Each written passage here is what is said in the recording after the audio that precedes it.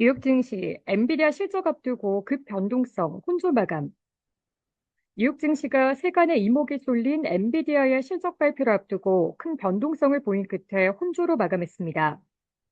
20일 뉴욕 증권거래소에서 다우존스 30 산업평균지수는 전장보다 139.53포인트, 0.32% 오른 43,408.47의 거래를 마감했습니다. 스탠더드앤드푸어스 S&P 500 지수는 전장보다 0.13포인트, 0% 오른 5,017.12를, 나스닥 종합지수는 21.33포인트, 0.11% 내린 18,966.14의 장을 마쳤습니다. 여러 재료가 뒤엉키면서 주요 주가 지수가 급등락하는 하루를 보냈습니다. 뉴욕 증시는 개장 직후 급락했습니다. 우크라이나가 러시아 본토로 영국산 장거리 미사일을 발사했다는 소식에 확전 공포가 커지면서 투매 움직임이 나타났습니다. 나스닥 지수는 1시간도 안 돼 1% 넘게 낙폭을 키우기도 했습니다. 러시아가 키이우를 대대적으로 공습할 것이라는 소식도 불안감을 자극했습니다. 키이우 주재 주요 대사관들은 대규모 공습 광보에 관절을 폐쇄하고 대피에 나섰습니다. 하지만 러시아가 우크라이나의 이날 공격에 즉각 대응하지 않으면서 증시 참가자들은 바닥을 확인하려 들었습니다. 단기 급락에 따른 저가 매수세가 유입됐고 장 마감에 가까워지면서 시가 부근까지 낙폭은 회복됐습니다. 다만 장 마감 후 엔비디아의 3분기 실적이 공개되면서 주가지수 선물은 약세를 보이는 중입니다.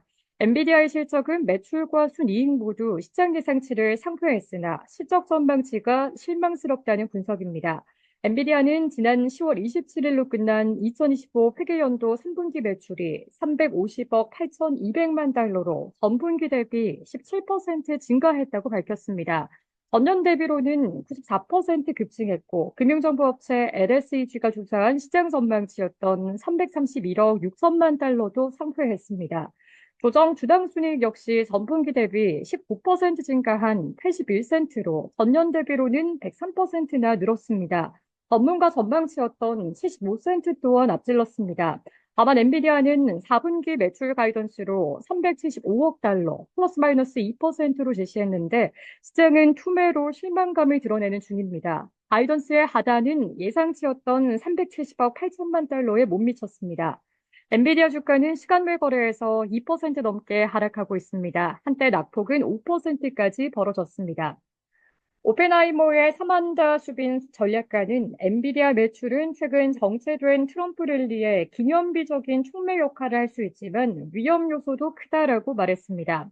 엔비디아 외에 미국 대형 소매업체 타깃이 실망스러운 실적으로 주가가 21% 폭락한 점도 시장의 눈길을 끌었습니다.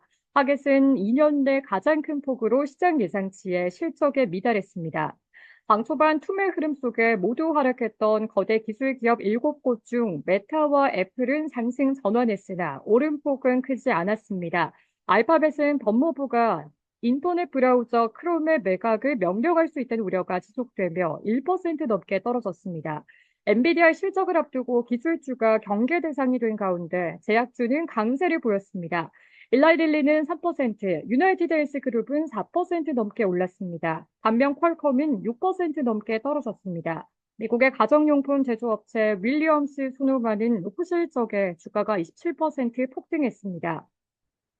주요 연방준비제도 인사들은 매파적인 발언을 내놓아 투자 심리를 약화시켰습니다. 연준 내 가장 강한 매파로 평가받는 미셸 보먼 연준이사는 추가 금리 인하에 신중해야 한다며 현재 기준금리가 생각보다 중립금리에 가까울 수 있다고 말했습니다. 보먼은 지난 9월에 연준이 50bp 금리 인하에 나설 때 유일하게 25bp 인하를 주장했던 인사입니다.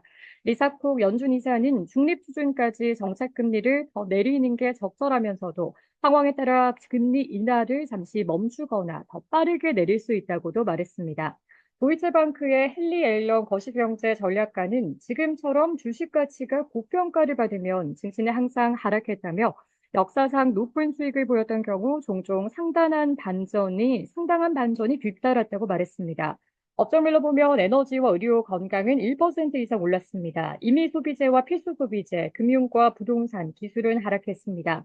시카고 상품거래소 패드워치툴에 따르면 연방기금 금리 선물 시장에서 12월 기준금리가 동결될 확률은 이달 마감 무렵 48% 부근을 형성했습니다. 전날 마감 대비 7%포인트가량 상승했습니다. 시카고 옵션 거래소 변동성 지수는 전장보다 0.181포인트, 4.95% 뛴 17.26을